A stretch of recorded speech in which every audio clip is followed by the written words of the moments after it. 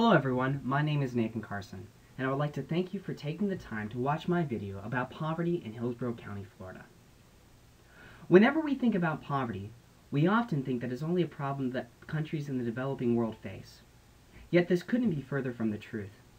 In fact, there are 50 million people in the United States who suffer from poverty every single day. As we attempt to address the problems of food insecurity and a growing population, we have to understand the link between hunger and poverty. This is a link that is present throughout the developing and in the developed world. In fact, this link is actually quite direct. Households who are in poverty spend a larger percent of their income on necessities such as housing, food, transportation, and energy. This makes these households more vulnerable to price fluctuations. As a result, whenever a household's income decreases, its risk of hunger increases. This relationship can be clearly seen in America after the recession.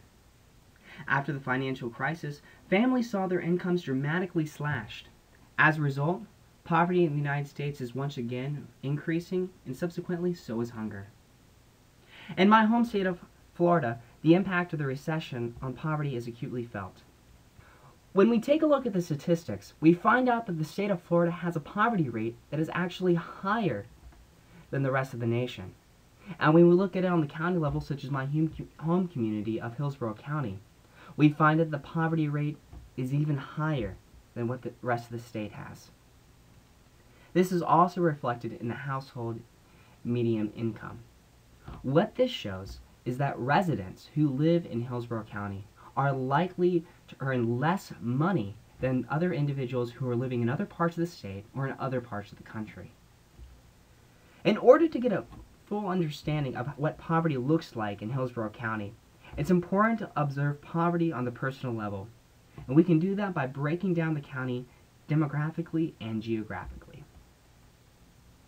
We look down break down the races who live in Hillsborough County. We find that the majority of the people are white Caucasian. We can see that about a quarter of the population is Hispanic, and about 12 to 15% is African American, whereas the remainder, about 3 to 5%, is Asian, and the other small 1 to 3% belongs to other races or a conglomeration of races. When we look down at the state geographically, we can see that there's a lot of diversity. As we move more towards the coast, we find that poverty has more of an urban feel to it.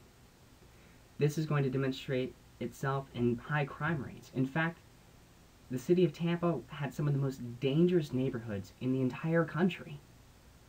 As we begin to move more towards down I-4 towards the center of the state, we find that poverty has more of a suburban feel.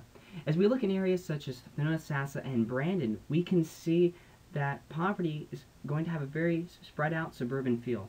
As a result, individuals who are lucky enough to have jobs often have to rely on their relatives, their friends, and their neighbors in order to have transportation to go to work every single day because they simply can't afford a car. And as we begin to move more down I-4 towards Plant City and it's in the northern and southern parts of the county, we find that poverty has a very rural feel. Many of these areas are very, very agricultural based. Agriculture is the lifeblood of the local economies. As a result, there's a lot of migrant workers, many of whom who are Hispanic, who don't have a firm grasp of English. Many of them can only speak Spanish. As a result, it's very difficult for these individuals to find well-paying jobs or to receive the aid they need to get themselves out of poverty.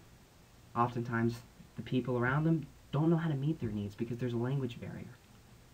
So, how can we solve these big problems that the county of Hillsborough County faces? The answer is simple. We have to use a combination of tools to solve poverty.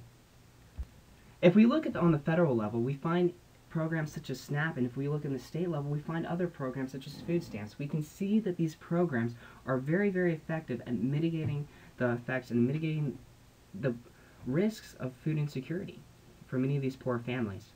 Yet sadly, there are going to be individuals who slip through the gaps. As a result, that's why we need organizations such as the Salvation Army and the Metropolitan Ministries who can address the problem on the very local, on the personal level, who can engage the people where they're at and begin to solve the problems. Yet as good as these programs are to address the problems of poverty, we have to understand that this is not the end all. We have to find a way for people to be able to get themselves out of poverty, and that's through job creation.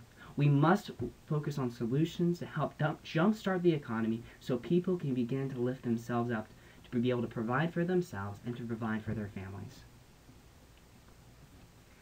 Thank you again for watching my presentation on poverty in Hillsborough County, Florida. I hope you learned something today.